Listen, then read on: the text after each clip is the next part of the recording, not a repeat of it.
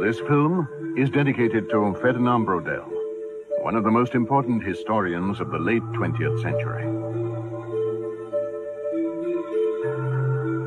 He died in 1985, and this film is based on scenes never shown before, which were filmed by Folko Kуиличи several years ago during the preparation of a joint project about Europe.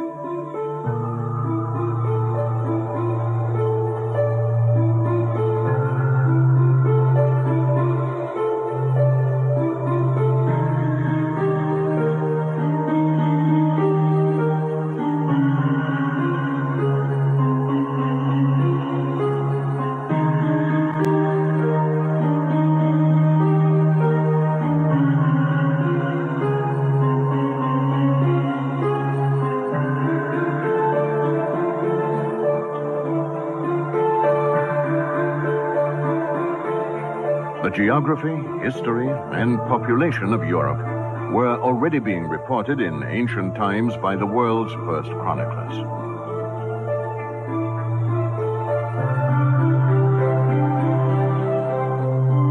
As the centuries passed, fantasy accounts gave way to ever more reliable descriptions of facts and events within the straightforward time frame of past, present, and future. Reporting history means interpreting and demonstrating its inner cycles, singling out infinitesimal changes over long periods, the slow seasons of change. At the same time, it requires a capacity to describe rapid, obvious transformations within the context of gradual change. This capacity is the mark of a great historian, as was Ferdinand Brodel, perhaps the greatest as far as the history of Europe is concerned.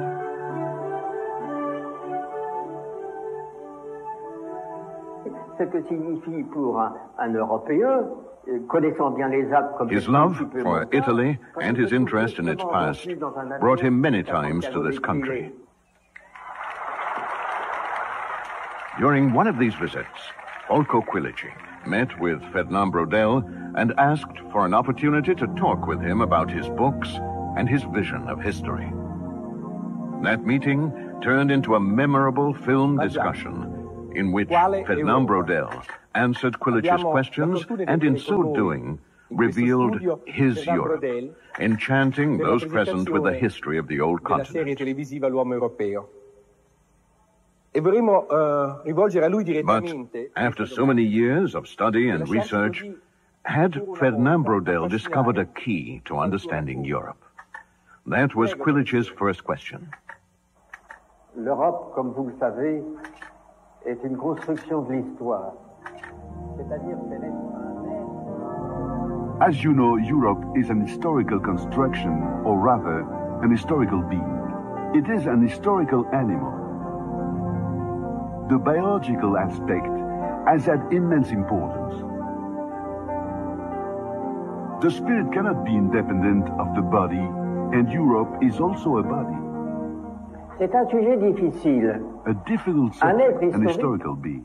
Cela veut dire un être fabriqué par les hommes. We are dealing with an entity created by man under difficult circumstances, assailed by numerous mishaps, benefiting from considerable advantages, but often facing insurmountable obstacles. Naturally, there was no lack of extraordinary opportunity. It was extraordinarily lucky that in 1492, Christopher Columbus, in the service of the Kingdom of Castile, discovered America. No matter that he set out hoping to discover somewhere quite different. It has been said that Spain won America in the lottery. The truth is that it was Europe that won America in the lottery of history. Another equally amazing stroke of luck was Vasco da Gama's voyage around the Cape of Good Hope in 1498, which opened the way to India. But it is obvious that these exceptional strokes of luck are not representative of the entire web of European history. There have been setbacks too, and above all, great historical events aside, there has been the business of everyday life. Let us not forget that Europe has been built by millions and millions of Europeans who passed on their achievements much as athletes pass the baton in a relay race. Comme on se repasse un témoin dans des courses de relais sur nos champs, dans nos luttes athlétiques d'aujourd'hui. L'Europe ne s'est pas fabriquée en un jour. Europe was not made in a day, but in the course of centuries, or rather millennia. The toil of man and the work of history have transformed the geographic environment. The farmer did not make his fields with his bare hands. He used the hoe, the spade and the plow. But before that, there was virgin land.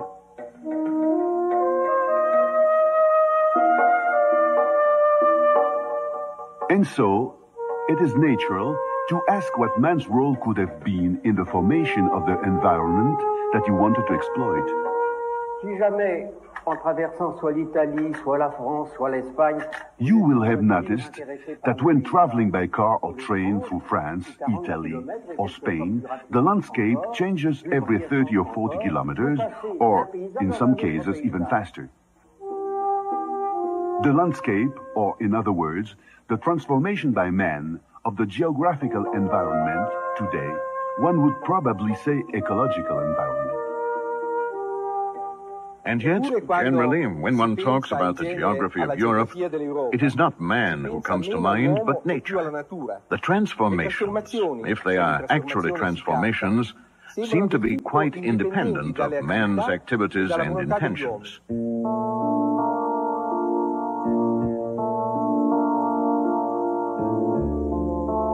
There is no doubt that if we were to go back a few centuries in European history, we would notice that the countryside, the natural history of Europe, has not changed much.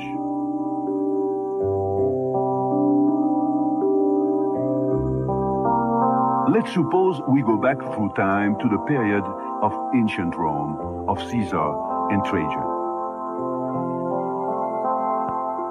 What would we see through Caesar's eyes? Gold, and Pannonia through the eyes of Trajan and his soldiers, the soldiers of Trajan's column. We would see a countryside remarkable like our own. C'est un paysage qui ressemble étonnamment au nôtre.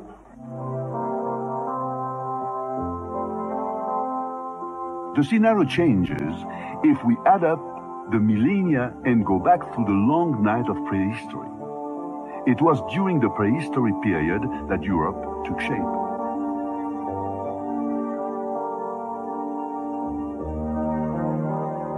But only later do we catch a glimpse of Europe's destiny, when they are sufficiently illuminated in the light of history.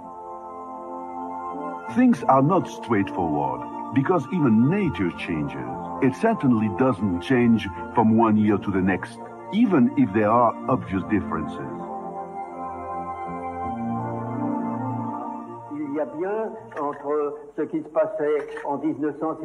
For example, between 1900 and today, the Adriatic coast has changed considerably, but there are minimal variations.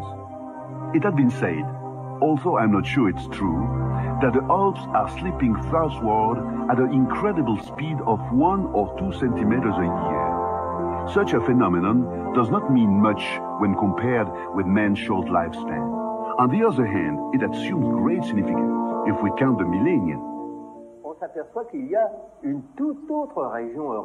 Then we realize that, once upon a time, Europe was very different. The Mediterranean Sea was spanned by land that connected the south of Italy to North Africa. In the same way, it appears likely that between Greece and Asia Minor, there was a bridge that was then swallowed up by the Aegean Sea. Now there are only islands and outcrops left, hundreds of them, maybe even thousands.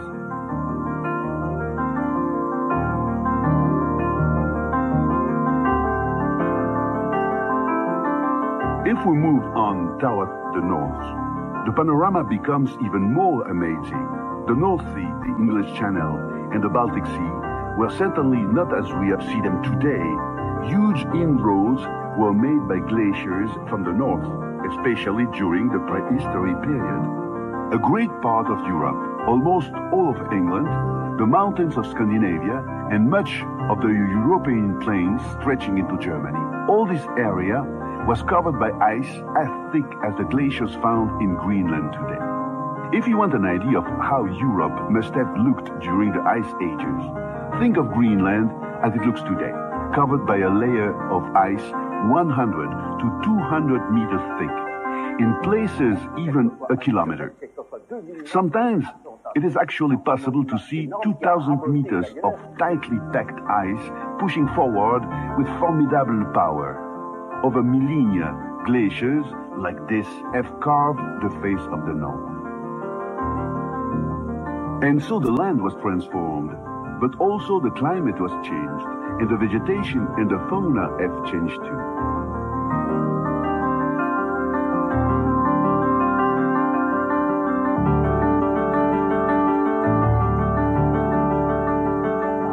Professor Brodel, you have said that, for you, Europe's destiny was to some extent created together with the European landscape.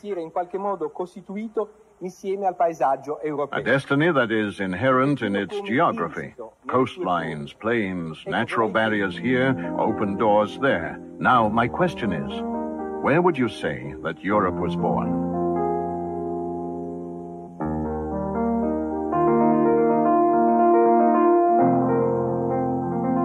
Europe had a name before it became a reality. Already for the Greeks, Europe was the whole continent, all the territory that spread out northward from the Mediterranean. It is interesting to go back to the myth of Europa. Europa was kidnapped by Zeus on the banks of Phoenicia, outside Europe therefore, but please note, she was immediately taken to the island of Crete. She came toward us. She started out in Asia, but her journey ended in Europe. It is clear that Europe could not achieve its own identity until it had thrown off the burden of numerous heritages. The first step was the disintegration of the Roman Empire. The roots of Europe definitely belong in the Roman Empire. But there are other, even older roots in the Greek civilization, a world that renewed himself by surviving with Byzantium. In an even wider context, with the fall of the Roman Empire, the whole Middle East was liberated. A Middle East that stretched down to North Africa. With the fall of the Roman Empire, there were consequently several births. One of these was Europe. But Europe was not to be itself until it had fought against its neighbors. Until it has discovered in the triumphant Christian religion a kind of unification of its own civilization. Until it drove out Islam, freeing the Iberian Peninsula. Until it recovered Sicily, the key island in the Mediterranean, in 1060-1061, after a war which lasted 30 years.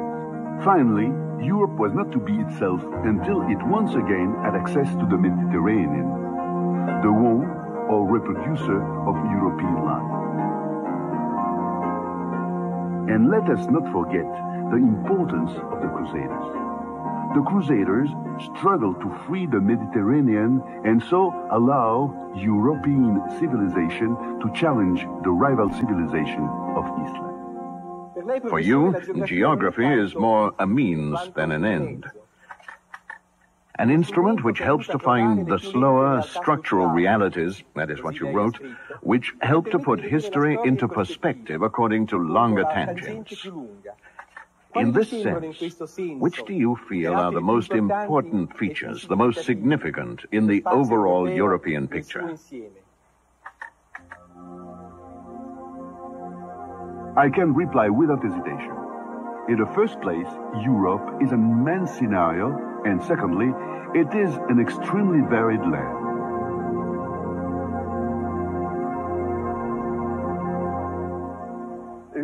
Europe is an enormous network of roads, rivers, and canals that seem to go on forever. In bygone years, setting out on a journey through Europe was like setting out a journey around the world today. Perhaps travelers could get around quickly as a gallop, but not freight. Freight moved incredibly slowly. In 1811, freight shipped from Amsterdam to Paris took a good 60 days to get there. We can supply, I don't know how many examples, drawn from a cross-section of all Europe's countries.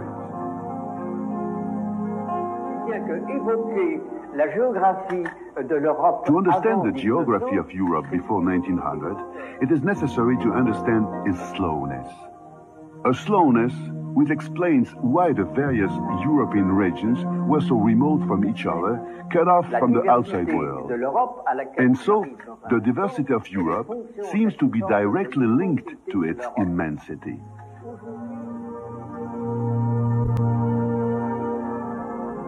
But anything we say about the immensity of Europe runs the risk of making no impression. Because we're used to very different times, and man has, to a great extent, conquered distance. Take Rome as a hub and use compasses to mark the radius of an hour's flight. All of Italy is included in the circle. The same goes for France. If you take a plane from Paris, all of France is included in the circle made by your compass.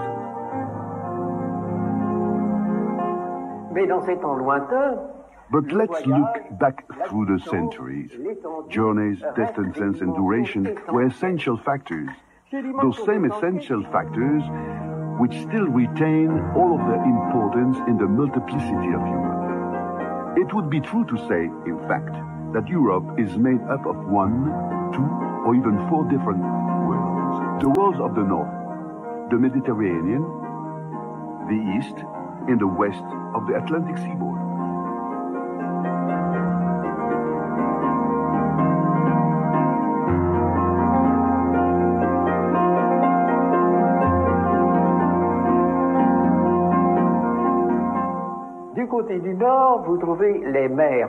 In the north, the seas are full of fish, with powerful tides.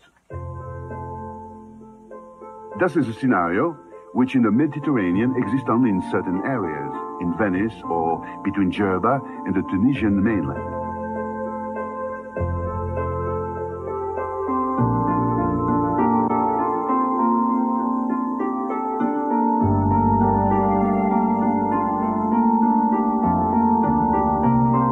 And so, the Northerners have the tides, but they don't have the sun. They don't have the advantages of the south and the enthusiasm with which they travel south in search of a suntan is well known. But there are contrasts that are equally marked and violent between Eastern and Western Europe, and between Atlantic Europe and what we might call Asian Europe. Europe has had just as much trouble overcoming itself as it had overcoming the rest of the world. Its eastern borders have been moved several times. Where does Europe end?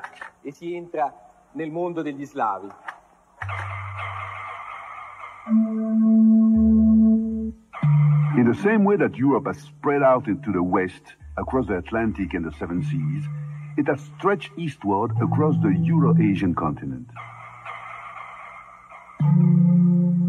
Vous avez le sentiment très fort d'être toujours en Europe quand vous êtes en When Pologne. you are in Poland, there is a very strong feeling you are still in Europe. But that impression changes slightly on leaving Christian Europe, Roman Catholic Europe, of which Poland is still very much a part, to enter Orthodox Europe, the world of Russia. That's when the diversity begins. I am convinced the Russian world is part of Europe's destiny. Europe is defined by its coastline and continental boundaries, and also by its mountain chains. Think how tortuous the geographical features of our continent are.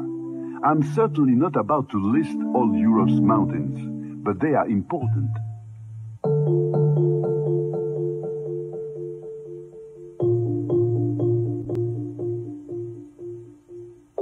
It It is said that there is one truth north of the Pyrenees and another south of the Pyrenees. In the same way, it might be said that truth changes according to whether you are north or south of the Alps, even if the Alps are among the world's most humanized mountains. So we have an Europe divided by geographical features that are never the same, where rivers flow sometimes swiftly, sometimes slowly. This ever-changing Europe, because it was born divided, and this is no paradox, has obliged its inhabitants to unite, to trade their own products among themselves, to live side by side with their neighbors, because their neighbors are different. If they were not, the bonds within an individual people would not be so strong.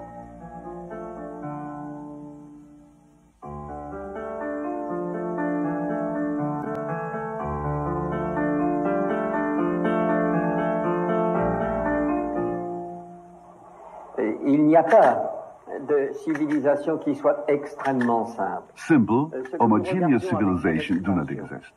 What we observe with approval, what seems to be a highly desirable ideal, is only one aspect of the civilization, the superficial civilization, but below it, other cultures are at work, submerged and yet full of vitality.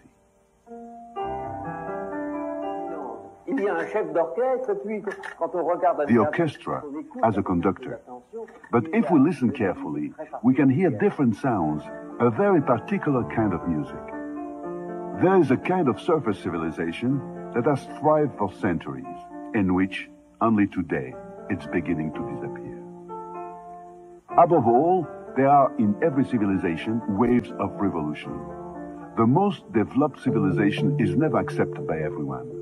It is challenged with a violence that can grow and swell until it explodes dramatically.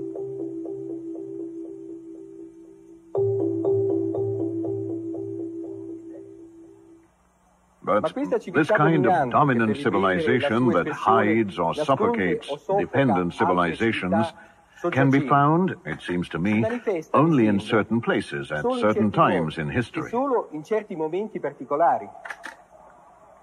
Il est bien entendu que la civilisation. Naturally, a civilization cannot survive without social support, without reference points, without backing of all kinds. In other words, without complicity. Civilization must always be supported by a social system. Every civilization must be held up by a social order, just as in ancient time Atlas held up the sky. There is always someone who has to take the weight, someone who has to pay. Once it was, above all, the cities, the urban structures, with their drive and power, which were virtually the absolute supporters. Cities which flourished one after another. Today, their place has been taken by nations. Tomorrow, perhaps, it will be the world. For all historians, including me, cities are placed where power and wealth collect. But often, they are also responsible for civilization's expenses and debts. But especially for me, when it becomes difficult to manage everyday business, when, like in the Renaissance, economic restrictions were imposed, because the Renaissance period was a difficult time, or yet again, when at the end of the 16th century, there was that kind of withdrawal which consumed part of the energy and splendor of Italy's cities, it is then that culture takes the floor. Culture takes advantage of a decline in business activities to exploit credits that is usually denied. There is, therefore, an alliance between business life and cultural life. As soon as the economy goes into a kind of lethargy, culture has a sudden revival.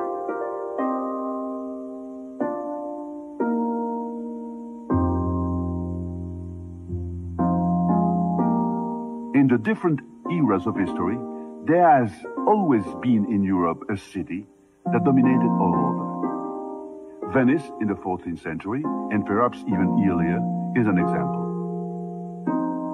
Another is Amsterdam in the 17th century, followed by London in the 18th century.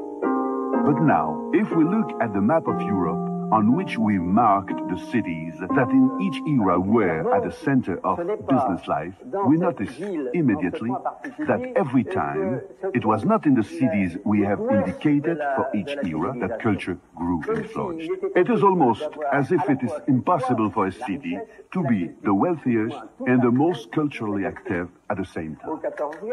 In the 14th century, in the 15th century, the business capital of the world, and therefore also the center of Italy, was Venice. But although Venice had a great cultural heritage, it was not able to impose it on others. The Venetian dialect, which is a dialect full of vitality, could quite easily have provided the basis for modern Italian, but it was forced to give way to the Tuscan dialect, which means it gave way to Florence, a city of bankers, but also the center of what we call the Renaissance. The same phenomenon was repeated later. Amsterdam in the 17th century was certainly not a city which lacked cultural activity. Didn't Rembrandt work there in the dawn of the so-called Golden Age of Holland? But the intellectual center of the world in those days was Paris, which was to flourish again a century later, after Amsterdam had lost its place to London. English civilization has made some extraordinary achievements. In the 18th century, it was fabulously successful, but the cultural center of the time, the center of fashion, the intellectual center, was, we must admit, Paris. Paris was the capital of the luminaries, just as Florence was the capital of the Renaissance. There is, therefore, a constant division between business sovereignty and spiritual sovereignty.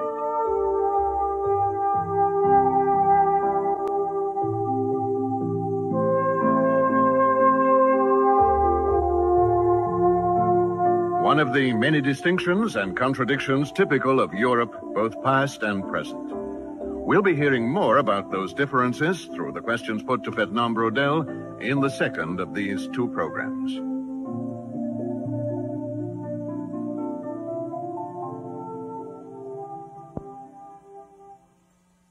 Beautiful love music ever written. Andre Rieu, Romantic Moments. Saturday at 4 on Channel 9.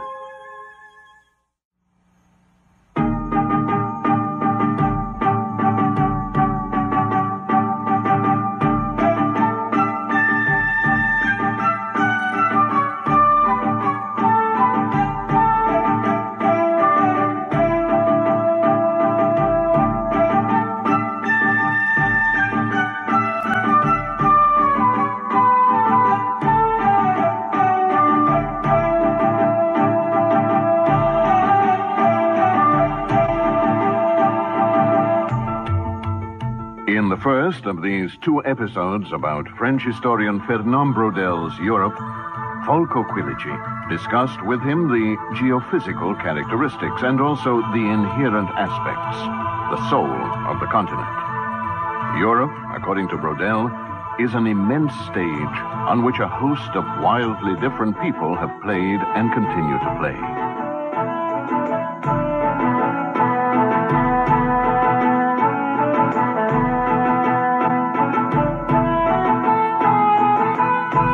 This diversity began to show during the Middle Ages, when a myriad of cities, towns, kingdoms, and lordships made up the mosaic of Europe. It was then that economic factors began to play a leading role in Europe's destiny.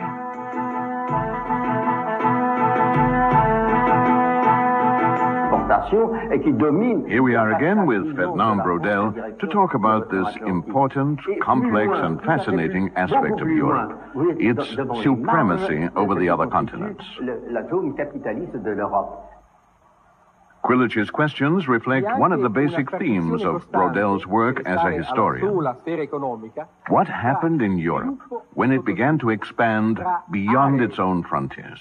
How far did European supremacy go?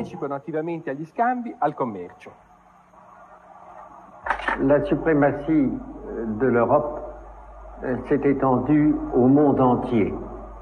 Tous les continents sont passés sous son autorité. European domination has been felt all over the world.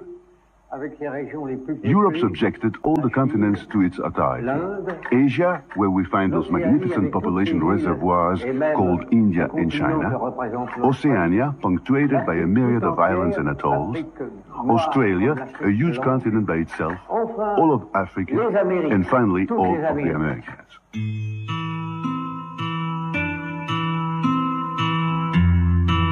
But in this voracious game, Europe risks losing its own identity, becoming a continent without boundaries.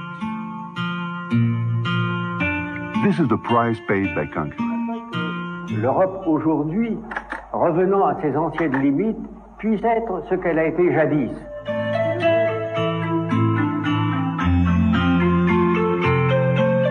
Europe exists outside Europe itself. Today, the center of the world is New York, in the United States, a power which is not extraneous to Europe because it was created by Europe. European supremacy that was so evident at the beginning of the 20th century and throughout the 19th century poses many questions. History has not yet fully understood the reasons which allowed the smallest continent to rule the world. Did Europe dominate because of its technical superiority? Obviously, technical reasons are important, but is that a sufficient explanation? On essaie de résumer ce qu'il y a eu d'essentiel dans cette supériorité technique de l'Europe.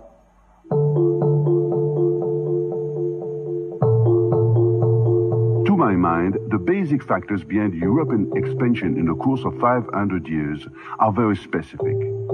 I would put the emphasis on its mining industry, the successes of its metallurgical industries, and the victories of its shipping.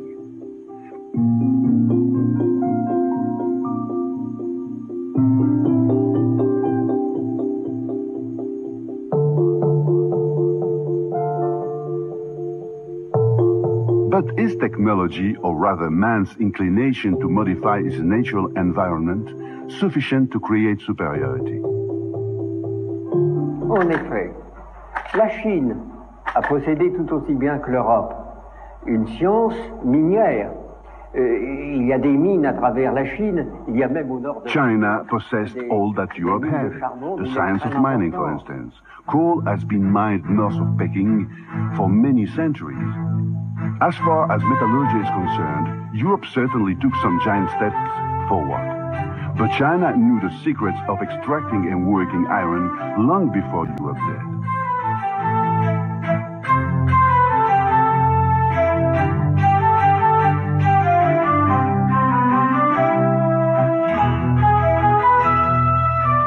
As for shipping, were Far Eastern ships really so inferior to European ships?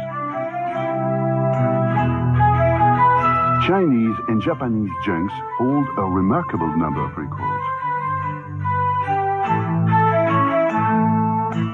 Les jonques chinoises ou les jonques japonaises ont à leur actif un certain nombre de records au début du XVe siècle. At the beginning of the 15th century, before Christopher Columbus and Vasco da Gama, Chinese junks sailed around Indonesia, into the Indian Ocean, and along the coast of Africa.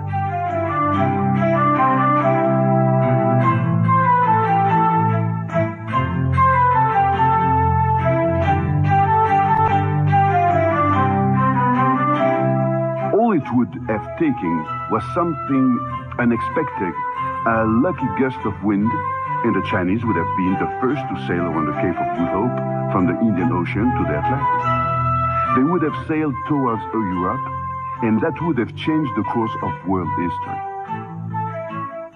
But that's just it. World history did not change.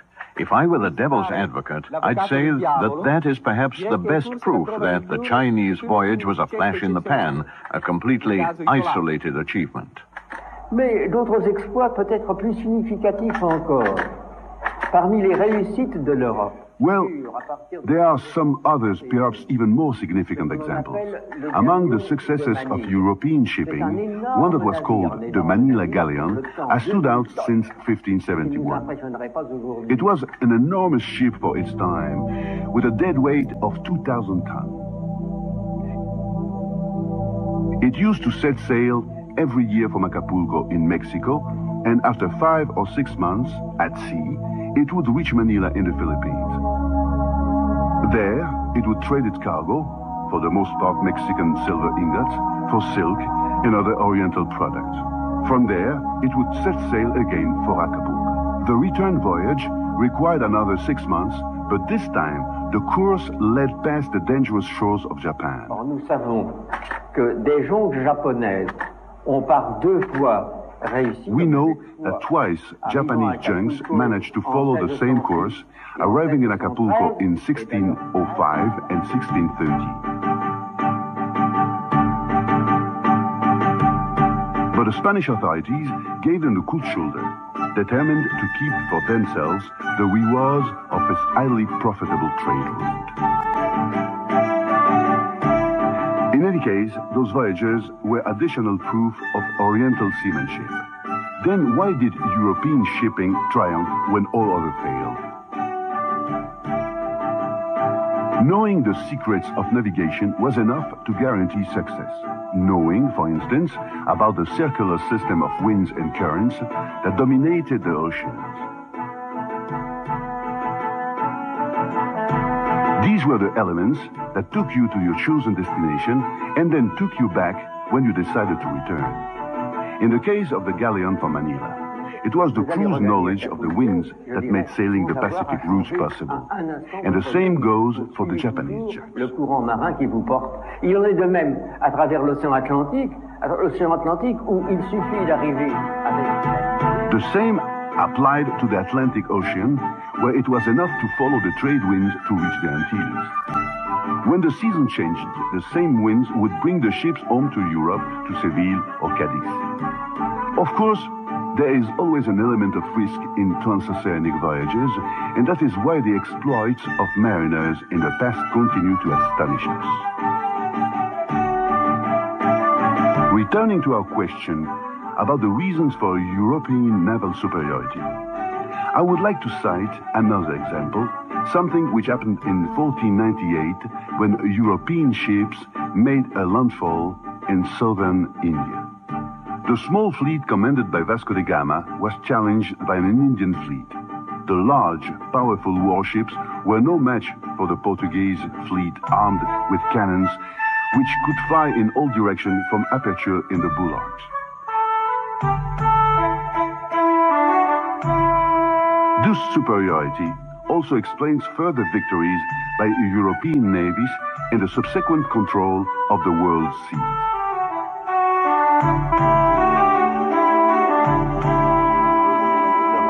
La conquête de la surface liquide du globe s'explique. Et ce que je dis pour la navigation, je peux par exemple l'indiquer pour les mines et la métallurgie. All I've been saying about seafaring skills is just a repetition of what we said about mining and metallurgical technology. The bond between Europe and the Far East dates back to ancient times. As far back as Roman times, Europeans would bring precious metal to markets where they would be traded for spices. In order to use those metals as currency, it was necessary not only to have access to mines, but also to the techniques required to extract the metals and smelt them. To cater to its craving for spices, Europe has to specialize in mining precious metals that were spent in the Middle East, where peasant populations were specialized in growing spices.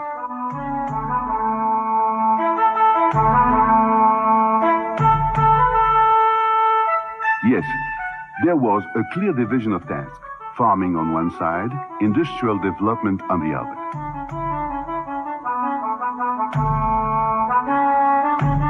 Let's take another look at shipping. European sailors were by no means confined to the Mediterranean. where squalls and violent storms are very frequent. They were very much at home in the North Sea, in the English Channel, and in the North Atlantic. And here we are dealing with some of the world's most dangerous waters. Consequently, European seamen were used to challenging the elements, and this helped to train more experienced and determined crews than those of opposing fleets. Tout d'abord, vous êtes-vous demandé, With that in mind, the next question is, what was it that drove Europe's seafarers to explore the world's most remote seas? Sea captains and traders did not ply the ocean of their own initiative, but as a result of overall European economic development.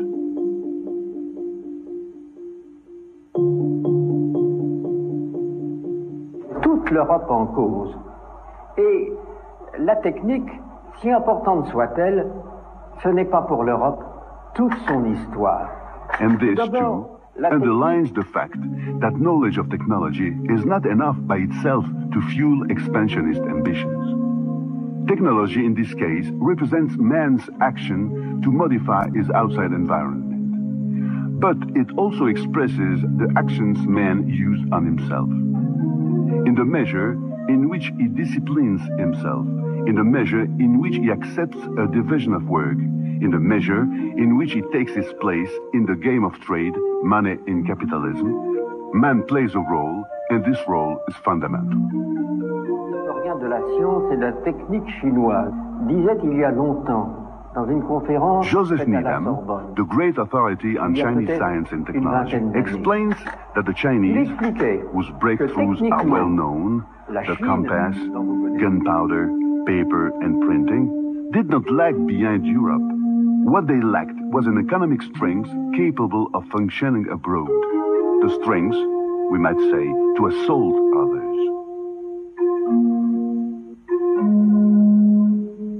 There were, of course, highly successful merchants in China, especially salt merchants. But they and their children preferred to hoard their wealth and become mandarins.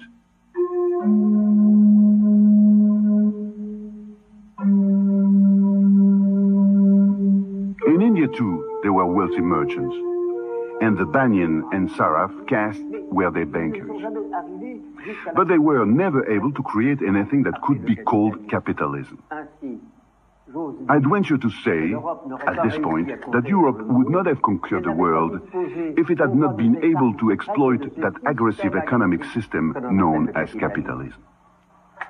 I think it would be difficult for a historian to find a more controversial subject or word.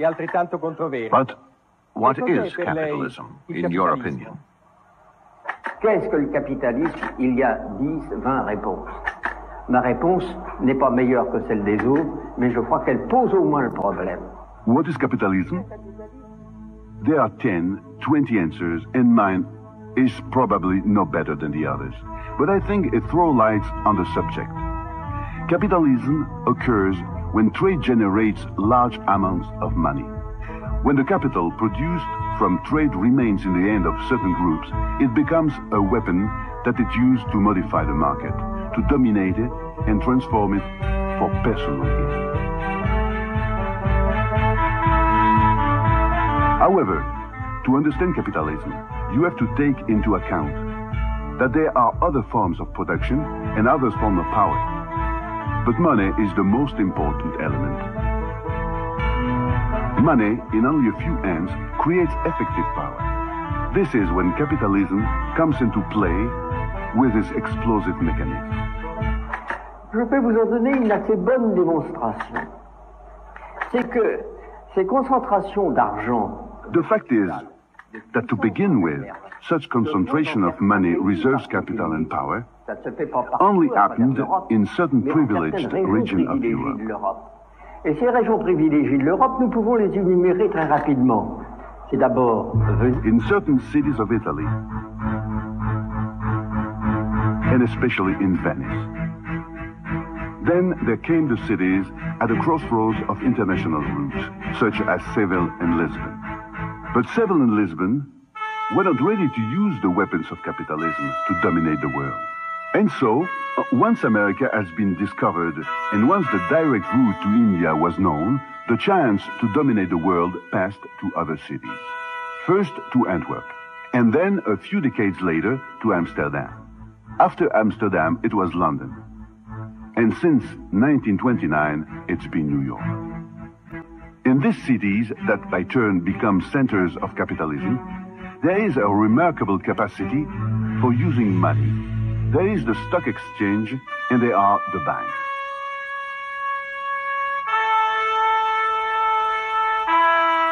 The Bank of Rialto, 1585. The Bank of Amsterdam, 1609. The Bank of England, 1694. Banks like these, which we might call the central banks, represent such great concentration of financial power that they are able, by themselves, to save a capitalist system and impose it on others. These credit centers are the very heart of European trade. They dominate the whole of Europe and they dominate the rest of the world. But let's go one step further. Let's take Amsterdam as an example. As a hub surrounded by zones that can be considered of secondary importance. France, for example, was a secondary zone compared to Dutch capitalism. In fact, it was Dutch shipping which swarmed around France, which transported French export and accumulated the profits from these exports.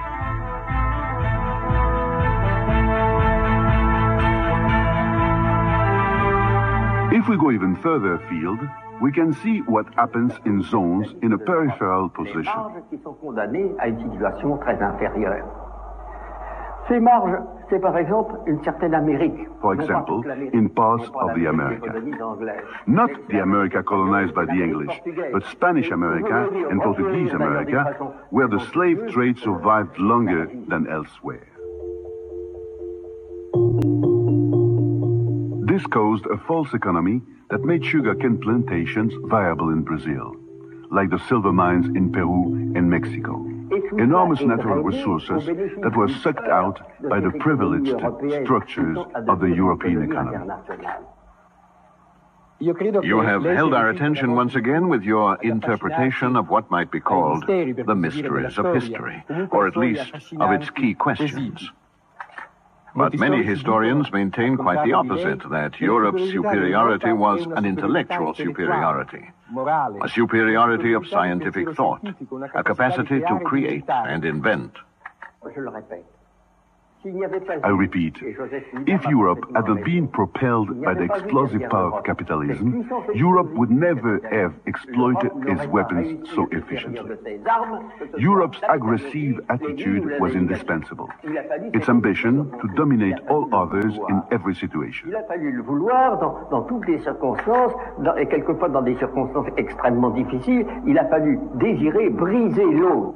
Without capitalism, there could be no supremacy.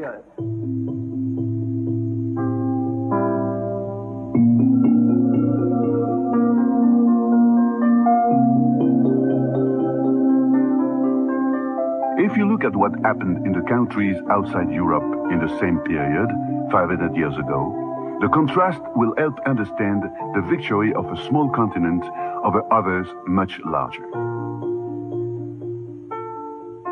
China was an all-powerful state managed by mandarins. Consequently, the Chinese economy was dominated from the top, and merchants were obliged to operate within precise limits.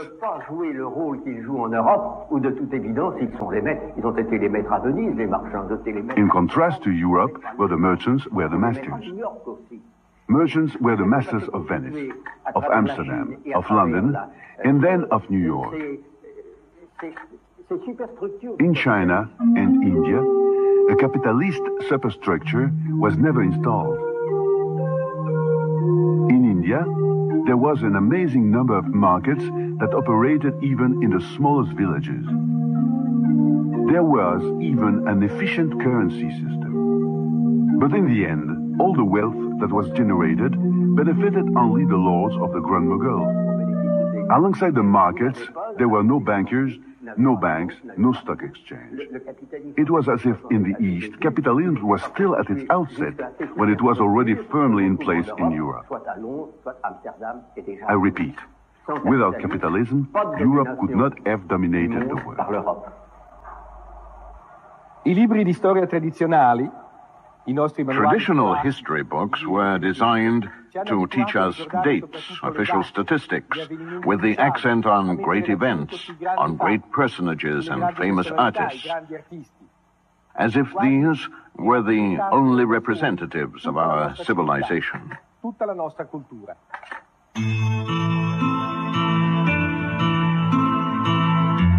Civilization and culture are Europe's diadems, her high-fashion clothes.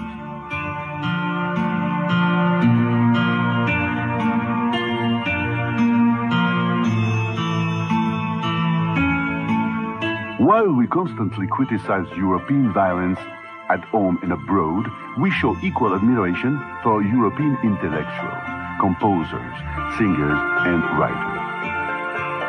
We were educated at school and at university to admire Europe's long process of civilization and culture. Actually, I mean European civilizations and cultures. They alternate, they resemble each other, and they stand out. Each one is only a part of the substance that makes up the profound reality of European civilization. Ces réalités profondes, je les vois comme des ondes de très longue durée. I see them as an endless succession of long-lasting waves. Paul Valéry, the intellectual, once said, being Europeans means being Christians, Romans and Greeks, all at the same time. Three dimensions that lie permanently within the spirit of Europe. We are Christians to a certain extent, and to a certain extent we are Romans and Greeks. At the same time, we never cease to be the sum of all those elements. Christianity is always present. The world of the Romans rises again in our midst. Greece has never left us.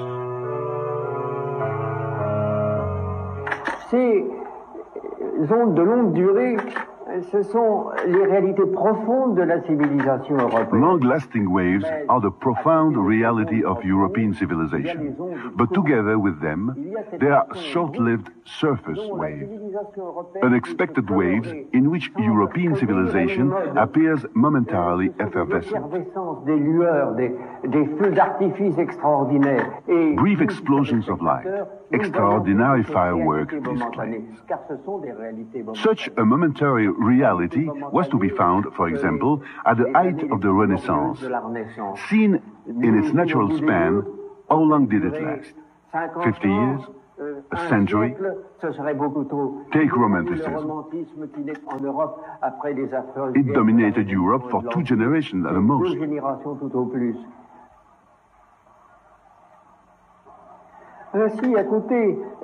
Together with the long-lasting waves that flow deep within the cultural scenario of Europe, there are these brief breakers, these storms, that are superimposed on the underlying reality, throwing it into confusion without suppressing it.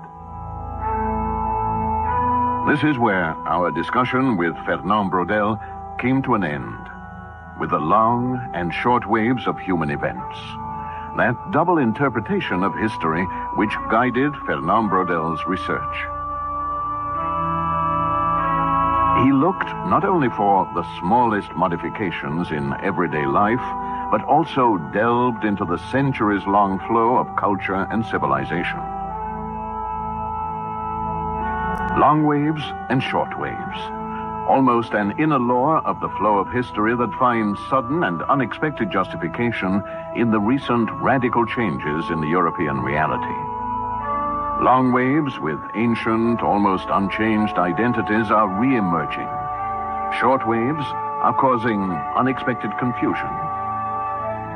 Fernand Brodel was not able to witness the fall of the Berlin Wall, but he sensed that it would come. And you might even say he looked forward to it in the name of that cultural unity he loved so deeply, called Europe.